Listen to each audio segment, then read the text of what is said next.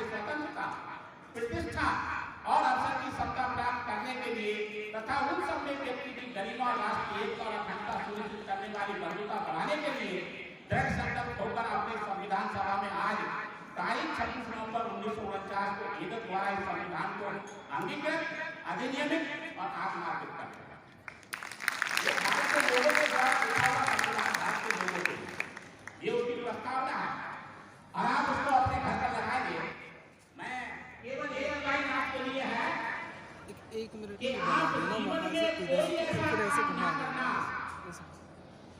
आप अपने जीवन में आगे बढ़ते हुए कोई ऐसा काम ना करना जिससे आपके माँ बाप को शर्मिंदा होकर आपका नाम बना।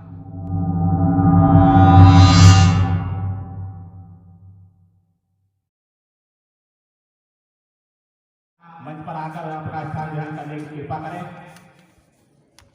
हमारे बीच में बहुत ही सम्मानित और युवाओं को मार्गदर्शन देने वाले, जिनके मार्गदर्शन से आने वाली पीढ़ी को एक रास्ता मिलेगा। आप इस समय यूपीएससी की तैयारी बच्चों को करा रहे हैं। इनका सपना है कि अपने क्षेत्र के बच्चों को कलेक्टर बनाना है, पुलिस कप्तान बनाना है। भाई चंद्रशेखर आजाद जी, आप गुरु Chanakya IAS IPS coaching centre या गजरोला में चलाते हैं। मैं उनके यहाँ पधारने पर उनका हार्दिक अभिनंदन करता हूँ, आपका स्वागत करता हूँ। हमारे बीच में हमारे आदरणीय आज के इस कार्यक्रम के मुख्य अतिथि अपर जिलाधिकारी श्री माया शंकर जी, वो कुछ समय में हमारे बीच में पहुंचने वाले हैं। जैसे ही वो आएंगे मैं सर्वेंद्र जी से निवेदन करूंगा कि कृपया आप मंच पर आकर अपना स्थान ग्रहण करें। आज हमारे बीच में भाई देवेंद्र कुमार गौतम जी, जो गाजियाबाद से चलकर यहाँ आए हैं और आप सामाजिक कार्यों में बहुत बढ़-चढ़ कर भाग लेते हैं। आप लोगों का YouTube चैनल है सम्मान एक अधिकार, वे यहाँ पर पधारे हैं। मैं उनका हार्दिक अभिनंदन करता हूँ, स्वागत करता हूँ। श्री संदीप बौद्ध जी, जो हापुड़ से आए हैं, ये सब लोग मिशन के लोग हैं जो भारत के संविधान पर काम कर रहे हैं। मैं उनसे निवेदन करूंगा कृपया आकर मंच पर अपना स्थान ग्रहण करें। आपका स्वागत है।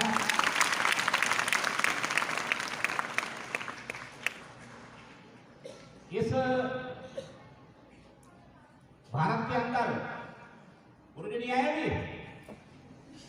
कहाँ रह गए, बुला लो।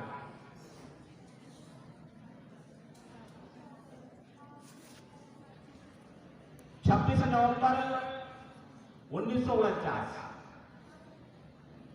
तीन बहुत महत्वपूर्ण तिथियां हैं इस भारत के अंदर, जो भारत को भारत बनाने में बहुत महत्वपूर्ण योगदान है। 15 अगस्त 1947, 26 नवंबर 1949 और 26 जनवरी 1950, ये तीन महत्वपूर्ण तिथि है।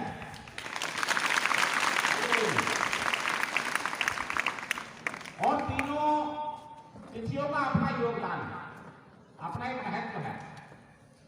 और जब तक हम इन तीनों तारीखों के बारे में विस्तार से नहीं समझ पाते हैं, तब तक हमें ये पता नहीं चल पाता है कि इन तीनों का महत्व क्या है। 15 अगस्त 1947 को क्या हुआ था?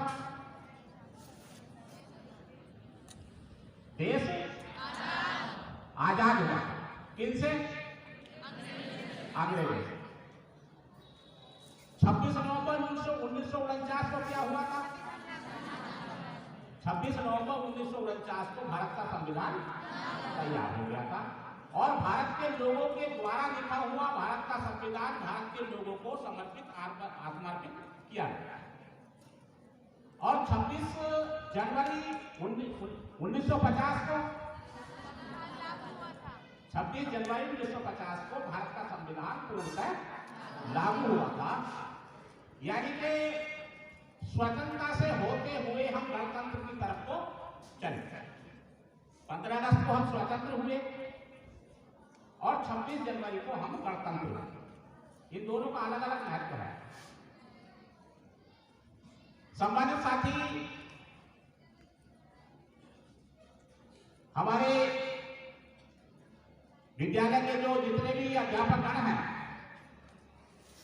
वे सब यहां मौजूद हैं। हम लोग इन तीनों तिथियों के बारे में विस्तार से अपने बच्चों को बताएं, उनको जानकारी दें। मैं अपने सम्मानित साथी किसी से भी 15 अगस्त 1947 को क्या हुआ था, मैं ये जानकारी चाहता हूं। और हमारे कोई भी सम्मानित साथी आकर ये बताएं कि 15 अगस्त 1947 को क्या हुआ।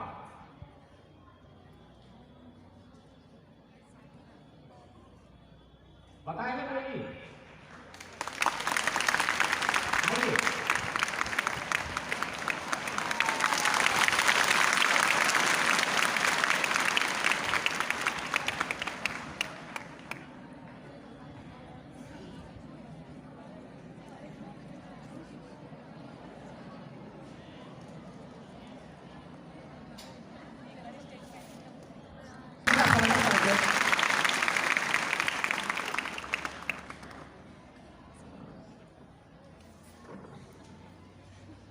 आदरणीय निदेशक महोदय, प्रधानाचार्य जी, सम्मानित अतिथियों और प्यारे बच्चों, हमारा देश जो कि संसार का सबसे प्राचीन गणतंत्र, सबसे प्राचीन देश और सबसे महान देश था, कालांतर में हमारी ही कुछ कमियों की वजह से विदेशियों का गुलाम हो गया। सन 1757 में प्लासी के युद्ध में भारतीयों की हार हुई और उसके बाद में अंग्रेज जो यहाँ व्यापार करने के उद्देश्य से आए थे, हमारे देश के सत्ता पर, शासन शिखर पर छा गए और धीरे धीरे 1857 तक 100 वर्षों में उन्हें हमारे देश पर उन्होंने पूर्ण अधिकार कर लिया। अंग्रेजों जैसी शक्ति को भी, जिनका उस समय इतना बड़ा शासन था कि उनके राज्य में कभी सूर्य नहीं टूटता था, इस देश पर अधिकार करने में पूरे 100 वर्ष का समय लग गया। और उससे पहले जो शक्तियां थी वो तो कभी इसे पूर्ण रूप से अपने अधीन कर ही नहीं पाई। इसके बाद में हम में जागृति पैदा हुई, शिक्षा का विकास हुआ और 1857 से लेकर 1947 तक 90 वर्षों तक हमने स्वतंत्रता की लड़ाई लड़ी।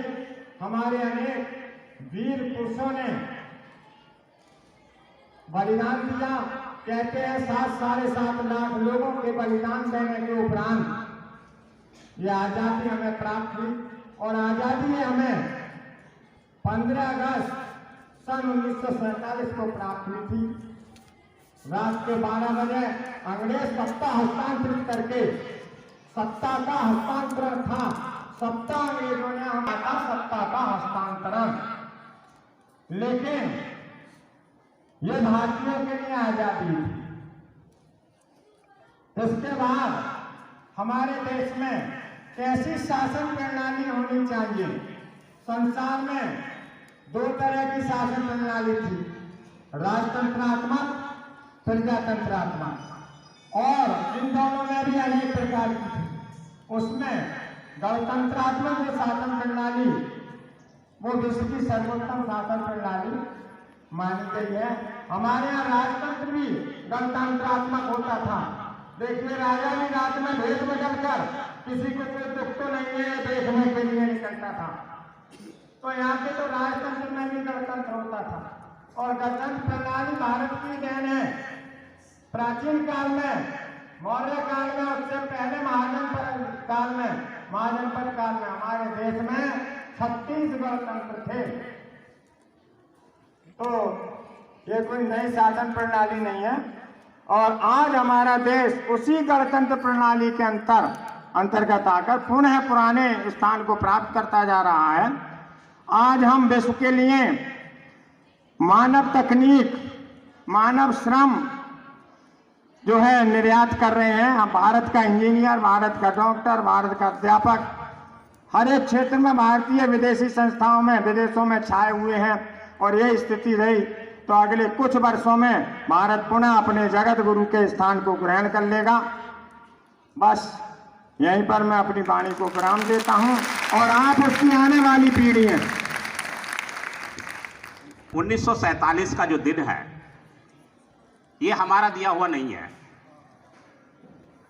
ये ब्रिटेन के जो राजा थे, ये उनका दिया हुआ दिन है। हमारी उस समय संसद House of Commons, House of Lords London के अंदर थी। हमारे यहाँ उनके गवर्नर थे। 18 जुलाई 1947 को एक एक्ट पास हुआ। उस एक्ट का क्या नाम था? उस एक्ट का नाम था इंडियन इंडिपेंडेंस डे। भारत स्वतंत्र जो है, और वो 18 जुलाई 1947 को हाउस ऑफ कॉमन्स और हाउस ऑफ लॉर्ड्स से पास हुआ। और उसमें क्या लिखा हुआ था उस एक्ट में? उस एक्ट में लिखा हुआ था कि भारत को हस्तांतरण जो होगा, सत्ता जो हस्तांतरण होगी, उसका दिन होगा 15 अगस्त 1947। 15 अगस्त 1947 को देश को स्वतंत्र किया जाएगा और वहां की सरकार बन जाएगी। उस एक्ट में और क्या लिखा हुआ था? उस एक्ट में लिखा हुआ था कि 15 अगस्त 1947 के बाद वायसराय का पद नहीं रहेगा, क्योंकि उस समय एक वायसराय होता था और एक जनरल गवर्नर होता था, और वो दोनों पद एक ही व्यक्ति पर होते थे जो ब्रिटेन का हमारे यहाँ प्रतिनिधि बनकर आता था। वो प्रतिनिधि बनकर आता था वायसराय के नाम से, और भारत के अंदर गवर्नर जनरल जो होगा वो उसका पद होता था। दोनों एक ही होते थे। उन्होंने कहा कि 15 अगस्त 1947 के बाद उस एक्ट में लिखा हुआ कि आज के बाद वायसराय का पद नहीं रहेगा, गवर्नर जनरल का पद रहेगा, लेकिन वो भी भारत के लोगों की मर्जी से किसको बनाना है वो रहेगा। देश की शासन व्यवस्था कैसे चलेगी उस एक्ट में ये लिखा हुआ था। और उस एक्ट में यह लिखा हुआ कि देश की शासन व्यवस्था चलाने के लिए जब तक संविधान तैयार नहीं होता है, जब तक भारत शासन अधिनियम एक एक्ट था 1935 में, एक एक्ट बना था। उस 1935 एक्ट के तहत जब तक भारत का संविधान तैयार नहीं होगा, जब तक उसके द्वारा भारत की सरकार चलेगी। 15 अगस्त को और क्या होगा? 15 अगस्त 1947 को भारत दो देशों के अंदर बंट जाएगा। दो डोमिनियन स्टेट के नाम से जो है वो हो जाएंगे, एक भारत और एक पाकिस्तान। दो राष्ट्र बन जाएंगे, एक पाकिस्तान हो जाएगा और एक देश का नाम भारत होगा, जिसको इंडिया कहा जाता है। दो डोमिनियन। हम डोमिनियन रहे 1 वर्ष तक और गणतंत्र हुए हम 26 जनवरी 1950 को। उस एक्ट के अंदर ये सारी चीजें उसमें थी, और भारत को 1946 के अंदर सत्ता बनाने का, अंतरिम सरकार बनाने का उनको आदेश मिल गया था। और दिसंबर 1946 के से भारत का संविधान बनाने की रूपरेखा तैयार हो गई। लेकिन एक प्रश्न सबके मन में आता है, क्या भारत के अंदर 26 नवंबर 1949 से पहले कोई कानून नहीं था? यह सबके मन में रहता है। सब लोग कहते हैं कि भाई क्या कानून उस समय नहीं था? कानून उस समय भी थे, लेकिन रियासतों के अपने अपने कानून थे। यदि आपको जानकारी हो तो जब भारत 1947 से पहले रियासतों में बटा हुआ था, जमींदारियों के अंदर बटा हुआ था, तो आपको जानकारी है कितनी रियासत थी उस समय? लगभग 586 रियासतें इस भारत के अंदर थी। उनके अपने अपने राजा थे, उनके अपने अपने कानून थे। जिस रियासत का जितने रियासत का क्षेत्रफल उनके अंदर था, उनका एक अपना कानून था, वो किसी और दूसरे कानून में नहीं। लेकिन 26 नवंबर 1949 को पूरे देश का एक कानून, चाहे आसाम हो, मेघालय हो, मणिपुर हो, आपका गुजरात हो, हरियाणा हो, पंजाब हो, उत्तर प्रदेश हो, चंडीगढ़ हो, जम्मू कश्मीर है, यानी कि जितने भी राज्य इस भारत के अंदर हैं, वो सबका एक कानून, एक संविधान। उत्तर से लेकर दक्षिण से तक और पूरब से लेकर पश्चिम तक जितना भी भारत का क्षेत्रफल है, उसके अंदर एक कानून रहेगा, एक संविधान होगा। और वो 26 नवंबर 1949 को तैयार हो गया भारत की संविधान सभा के द्वारा। भारत की संविधान सभा के अंदर 296 सदस्य उस समय थे और कई समितियों के द्वारा यह संविधान बना। और उसमें एक समिति थी जो महत्वपूर्ण समिति इसको माना जाता था, ड्राफ्टिंग जो कमेटी थी। ड्राफ्टिंग कमेटी का काम क्या था? ड्राफ्टिंग कमेटी का काम था कि वो पूरे जितने भी आर्टिकल्स हैं उनको ड्राफ्ट करना, उनको तैयार करना और तैयार करके भारत की संविधान सभा में उनको रखना और उस पर बहस होना। और बहस होने के बाद जब संविधान के अंदर, सभा के अंदर वो पास हो जाता था, तब उसके बाद वो एक्ट लागू हो जाता था। यदि वो पास नहीं हुआ संविधान सभा में, जैसे आप लोग यहाँ बैठे हुए हैं और आपको दो सवाल दिए जाए, एक सवाल दिया जाए और उस सवाल के ऊपर यदि आधे से अधिक बच्चों का मत है कि हाँ ये सही है, तो फिर वो पास हो जाएगा। और यदि आधे से अधिक का नहीं मिला है समर्थन, तो फिर वो कानून जो है वो नहीं बन पाएगा। यही संविधान सभा के अंदर होता था। 395 आर्टिकल्स इस भारत के संविधान के अंदर मिले।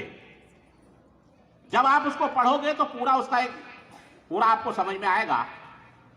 और आज हम जो कक्षा 12 के छात्र हैं, उन 100 छात्रों को भारत का संविधान की पुस्तक आज आपको हम भेंट भी करेंगे, जिससे कि आप लोग उस भारत के संविधान को पढ़ें और उस संविधान को पढ़कर आप जागरूक हो।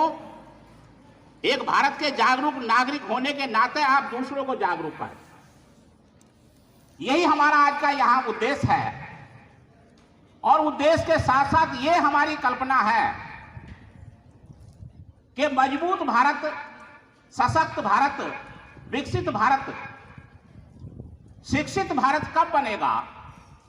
जब भारत के नागरिक शिक्षित होंगे, समृद्ध होंगे, सशक्त होंगे, हर क्षेत्र के अंदर जब मजबूत होंगे, जब मजबूत भारत बनेगा। भारत अपने आप भारत नहीं बनता है, ये हम सब जितने मजबूत हैं उनके बनाने से बनता है। ये होता नहीं ऐसा। यदि आप अच्छे नहीं पढ़ोगे, आप अच्छे पढ़ने के बाद नौकरी पर नहीं जाओगे, अच्छी पोस्ट आपको नहीं मिलेगी, तो फिर उतनी तरक्की नहीं हो पाएगी जितनी आप उम्मीद रखते हैं। आप में से आइए हमारे बीच में हमारे बहुत ही सम्मानित श्री तेजवीर अलोला जी हमारे बीच में पधार चुके हैं। मैं आपसे आग्रह करता हूं कृपया आए, अपना स्थान ग्रहण करें। स्वागत है आपका, आइए बताइए।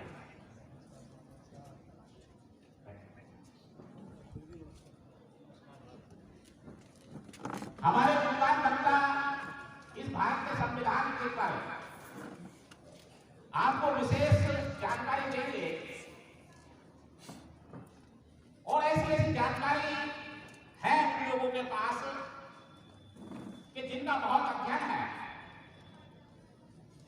और उस श्रृंखला में मैं सबसे पहले, क्योंकि आपके पास समय भी कम है,